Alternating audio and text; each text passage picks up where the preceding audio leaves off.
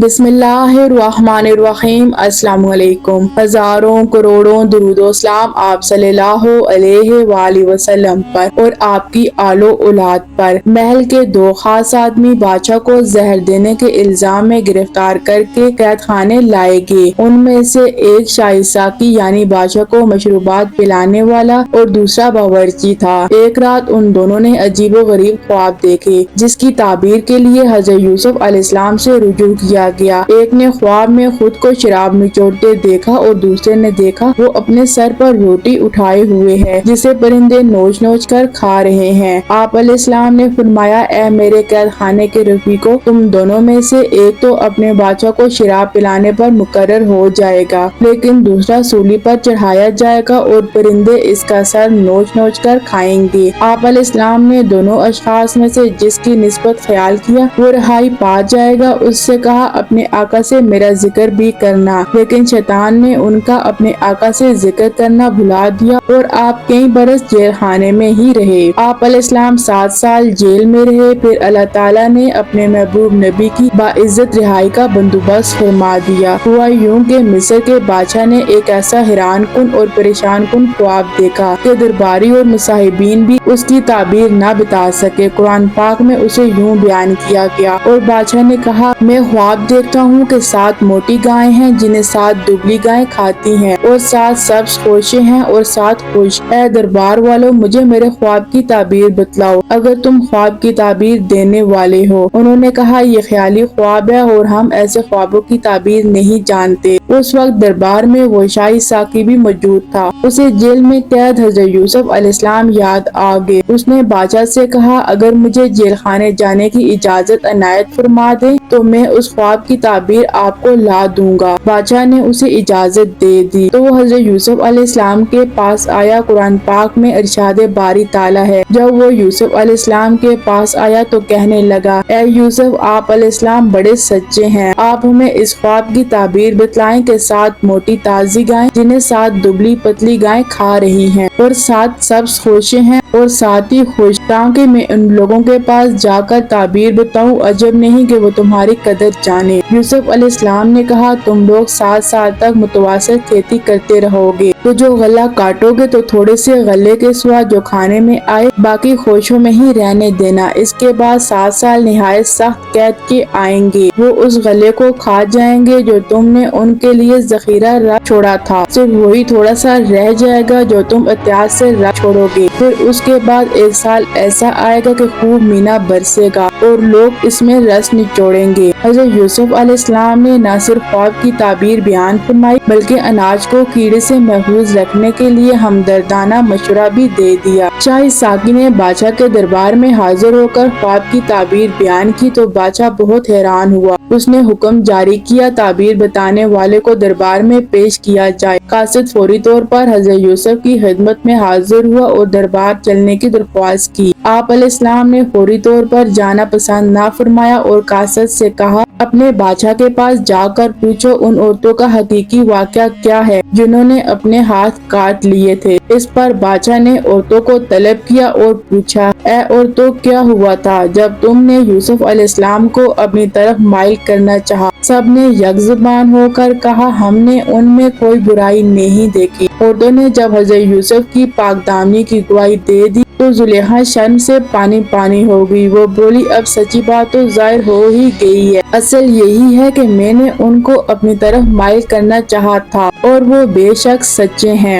دراصل حضرت یوسف نے رہائی سے قبل ضروری سمجھا اس معاملے کی اصل حقیقت کھل کر واضح ہو جائے جس کی بنا پر وہ کئی برس جیل میں رہے۔ حضرت یوسف کو دربار میں لایا گیا تو بادشاہ نے بڑا پرتپاک خیر مقدم کیا اور آپ علیہ السلام سے خواب کی تمام تفصیلات اور ان کا حل دریافت کیا۔ بادشاہ آپ علیہ السلام کی فہم و فراست اور ذہانت سے بے حد متاثر ہوا۔ حضرت یوسف نے فرمایا، مجھے اس ملک کے خزانوں پر مقرر کر دیجیے کیونکہ میں حفاظت کر سکتا ہوں اور اس کام سے واقف بھی ہوں۔ بادشاہ مصر ایک جہاں دیدہ تجربہ کار اور چہرہ شناس شخص تھا۔ اس نے آپ علیہ السلام کو خزانے سمیت امور مملکت میں مختار کل بناد دیا۔ چاہے مصر کے خواب کے مطابق شروع کے 7 سال خوشحالی کے تھے، آپ علیہ السلام نے بہترین حکمت عملی اختیار کرتے ہوئے 3 اہم کام کیے۔ اناج کی پیداوار میں بڑے پیمانے پر اضافہ کیا، بنجر زمینوں پر کاشت کا خصوصی انتظام، اناج کے استعمال میں احتیاط اور کفالت جاری، اناج کی زیادہ سے زیادہ ذخیرہ اندوزی۔ خوشحالی کے دنوں میں آپ علیہ السلام نے ایک وقت کا کھانا کھانے کا حکم فرمایا اور خود بھی اس پر سختی سے عمل پیرا ہوئے۔ 7 برس بعد قید کے اثرات ظاہر ہونا شروع ہو گئے۔ آپ علیہ السلام نے عوام کو تاکید کر دی کہ اپنے گھروں میں غلہ جمع کر لیں۔ 1 برس بعد آپ علیہ السلام نے اعلان کروا دیا کہ اناج کی تقسیم صرف دربار شاہی سے ہوگی، لہٰذا لوگ اناج کے حصول کے لیے وہاں کا رخ کرنے لگے جہاں حضرت یوسف کی نگرانی میں اناج تقسیم کیا جاتا تھا۔ آپ علیہ السلام نے غلے کی فروخت کا ایک خاص پیمانہ بنایا تھا، کسی کو بھی 1 اونٹ کے بوجھ سے زیادہ غلہ نہیں ملتا تھا۔ قید نے مصر کے علاوہ شام اور فلسطین سمیت پورے خطے کو اپنی لپیٹ میں لے لیا تھا۔ اس کے ساتھ ہی حضرت یوسف کی فیاضی اور رحم دلی کی شہرت بھی دور دور تک پھیل چکی تھی۔ لوگ جوگ در جوگ آتے اور اناج خرید کر چلے جاتے۔ حضرت یعقوب کا خاندان فلسطین میں تھا اور جب آپ کو عزیز مصر یعنی حضرت یوسف کی فیاضی کا علم ہوا تو بیٹوں سے کہا تم بھی مصر جا کر اس رحم دل حکمران سے غلہ لے آؤ۔ بنیامین کے علاوہ 200 بھائی شاہی دربار میں غلہ لینے پہنچ گئے جہاں حضرت یوسف علیہ السلام شان و شوکت کے ساتھ جلوہ افروز تھے۔ بھائی تو انہیں نہ پہچان سکے لیکن انہوں نے اپنے بھائیوں کو پہچان لیا۔ حضرت یوسف علیہ السلام 7 برس کی عمر میں ان سے جدا ہوئے تھے اور اب 40 سال کے ہو چکے تھے۔ آپ علیہ السلام نے مزید اطمینان کے لیے ان سے سوالات کیے اور فرمایا تم مصری معلوم نہیں ہوتے، تمہاری زبان بھی عبرانی ہے، کہیں کسی دشمن ملک کے جاسوس تو نہیں؟ ان سوالات کا مقصد یہ تھا کہ وہ اپنے حالات کے بارے میں سب کچھ بتا دیں۔ سدیلے بھائیوں میں سے ایک نے بتایا وہ نبی زادے ہیں اور حضرت یعقوب علیہ السلام کی اولاد ہیں۔ ہم 12 بھائی تھے، ایک بھائی کو بچپن میں بھیڑیا کھا گیا جس کے غم میں ہمارے والد نابینا ہو چکے ہیں، ایک چھوٹا بھائی ہے جسے والد کی دیکھ بھال کے لیے چھوڑ آئے ہیں۔ حضرت یوسف نے انہیں شاہی مہمان خانے میں رکھا جاتے ہوئے پورا اناج دیا اور کہا آئندہ اپنے چھوٹے بھائی کو بھی ساتھ لانا، اگر تم اسے لے کر نہیں آئے تو غلہ نہیں ملے گا اور نہ ہی خاطر مدارت ہوگی۔ اس کے ساتھ ہی آپ علیہ السلام نے خفیہ طور پر ان کے اناج کی رقم بھی ان کی بوریوں میں رکھوا دی۔ بھائی خوشی خوشی اناج لے کر کنعان واپس آئے تو والد کو عزیز مصر کے حسن سلوک، فیاضی اور رحم دلی کے واقعات سنائے، ساتھ ہی یہ بھی کہا کہ انہوں نے حکم دیا اگر آئندہ اپنے چھوٹے بھائی کو ساتھ نہ لائے تو اناج نہیں ملے گا، لہٰذا بھائی کو ہمارے ساتھ بھیج دیجیے تاکہ ہم پھر غلہ لائیں، ہم اس کی نگہبانی کریں گے۔ حضرت یعقوب نے کہا مجھے اس معاملے میں تمہارا بس ویسے ہی اعتبار ہے جیسے اس سے پہلے اس کے بھائی کے بارے میں تھا، سو اللہ ہی بہترین نگہبان ہے اور سب سے زیادہ رحم کرنے والا۔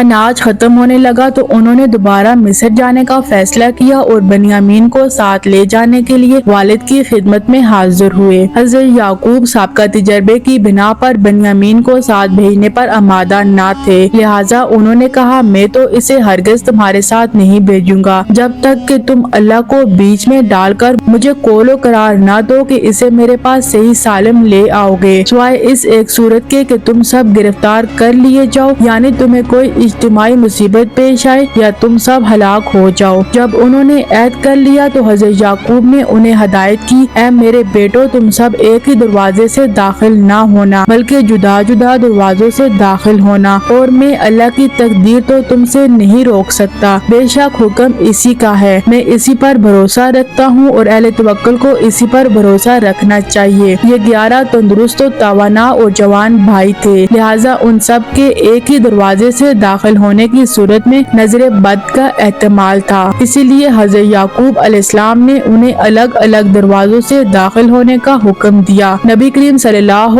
علیہ وآلہ وسلم کا ارشاد ہے نظر کا لگ جانا حق ہے۔ یہ سب بھائی بنیامین کو ساتھ لے کر عزیز مصر کے دربار میں پہنچ گئے۔ حضرت یوسف نے اپنے بھائی کو پہچان لیا۔ آپ علیہ السلام نے دو بھائیوں کو ایک کمرے میں ٹھہرایا، اسی طرح بنیامین تنہا رہ گئے تو انہوں نے الگ کمرے میں انہیں رکھا، پھر اکیلے میں انہیں بتایا کہ وہ ان کے حقیقی بھائی یوسف ہیں۔ حضرت یوسف نے بنیامین سمیت سب بھائیوں کا اناج ان کے اونٹوں پر لدوا دیا اور وہ خوشی خوشی روانہ ہو گئے۔ قرآن پاک میں ہے، پھر جب انہیں ان کا سامان ٹھیک ٹھیک کر کے دیا تو اپنے بھائیوں کے سامان میں پانی کا پیالہ رکھ دیا۔ پھر ایک آواز دینے والے نے پکار کر کہا، اے قافلے والو، تم لوگ تو چور ہو۔ وہ ان کی طرف متوجہ ہوئے اور کہنے لگے، تمہاری کیا چیز چوری ہوئی ہے؟ وہ بولا، بادشاہ کا پیالہ کھویا ہے اور جو شخص اس کو لے آئے اس کے لیے ایک اونٹ کے بوجھ کا غلہ انعام ملے گا اور میں اس کا ضامن ہوں۔ وہ کہنے لگے، اللہ کی قسم، تم کو معلوم ہے ہم اس ملک میں اس لیے نہیں آئے کہ خرابی کریں اور نہ ہم چور ہیں۔ انہوں نے کہا، اچھا، اگر تمہارے سامان میں وہ پیالہ مل گیا تو پھر اس کی کیا سزا ہوگی؟ بھائیوں نے جواب دیا، یعقوب علیہ السلام کی شریعت میں اس کی سزا یہی ہے کہ چور کو اس شخص کے سپرد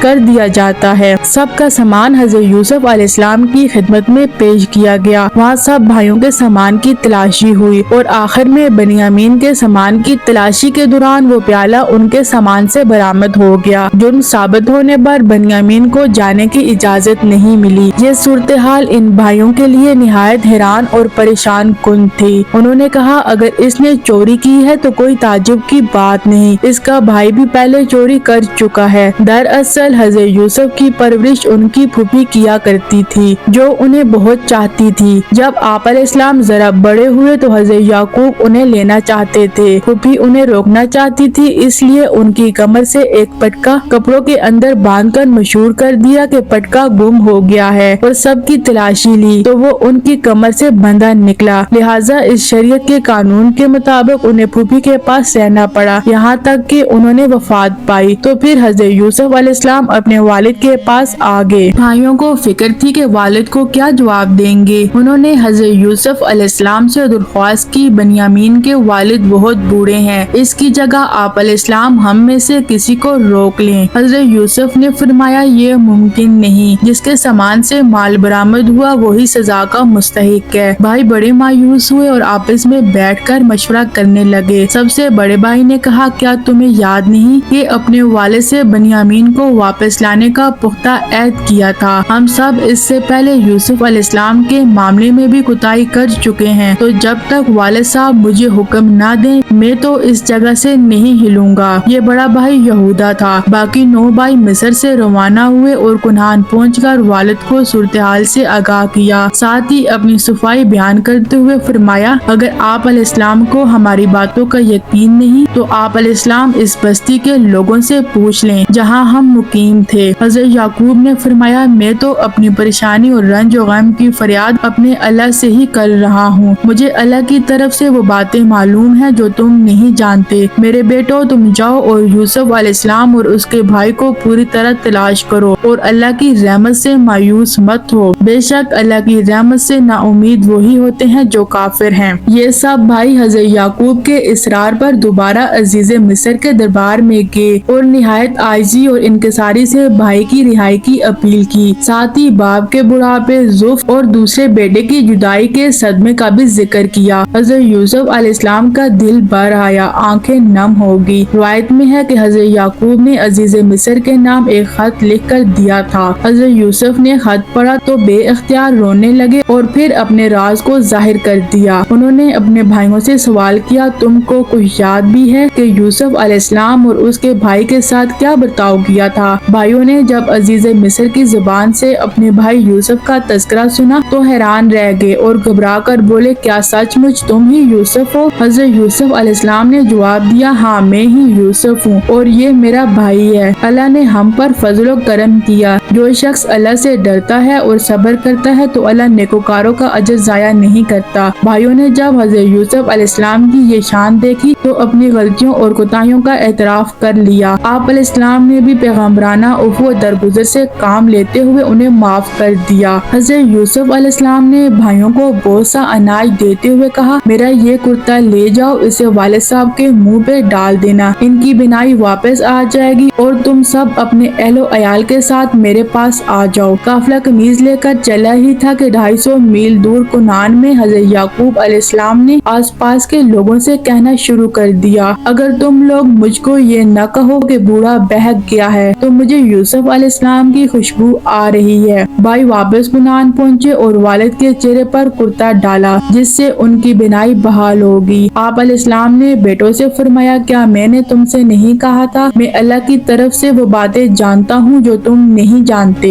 कुछ दिनों बाद हजरत याकूब अलैहिस्सलाम अहले खाना के हमरा मिस्र रवाना हो गए। हजरत यूसुफ ने शहर से बाहर वालिद और खानदान वालों का इस्तकबाल किया। 40 साल बाद होने वाली इस मुलाकात ने बाप बेटे यानी अल्लाह की दो पाकीज़ा और बुरगजीदा हस्तियों को आबीदा कर दिया। दोनों देर तक एक दूसरे के गले लगे रहे। आप अलैहिस्सलाम ने वालिद और सुतेली वालदा को तख्ते शाही पर बिठाया, फिर खुद तख्ते शाही पर जलवा अफरोज हुए तो शाही अदाब के मुताबिक तमाम दरबारियों ने सजदा किया। ये सूरत हाल देखकर खानदान यूसुफ ने भी ऐसा ही किया। मौलाना अशरफ अली तफसीर सूरह यूसुफ में फरमाते हैं, ये सजदा तहियत था जो उम्मत साबका में जायज था। हजरत यूसुफ अलैहिस्सलाम को अपने बचपन का ख्वाब याद आ गया। उन्होंने कहा, ए अब्बा जान, ये मेरे इस ख्वाब की ताबीर है जो मैंने बचपन में देखा था और जिसको मेरे रब ने सच कर दिखाया। बादशाह हजरत यूसुफ अलैहिस्सलाम पर ईमान ले आया था और उसने अमूर सल्तनत आप अलैहिस्सलाम के सुपुर्द कर दिए थे। हजरत यूसुफ अलैहिस्सलाम के खानदान ने मिस्र में ही मुस्तकिल सुकूनत अख्तियार कर ली थी और इस तरह बनी इसराइल सरजमीन मिस्र में आबाद हो गए। हजरत यूसुफ का इंतकाल 120 साल की उम्र में हुआ और दरियाए नील के किनारे दफन हुए। रिवायत में है कि अल्लाह ताला ने हजरत मूसा अलैहिस्सलाम को मिस्र छोड़ने का हुक्म देते हुए हजरत यूसुफ अलैहिस्सलाम की मैयत भी अपने साथ ले जाने की हदायत, जिस पर वो उनका ताबूत फलस्तीन ले गए और हजरत इसहाक और हजरत याकूब अलैहिस्सलाम के बराबर दफन कर दिया।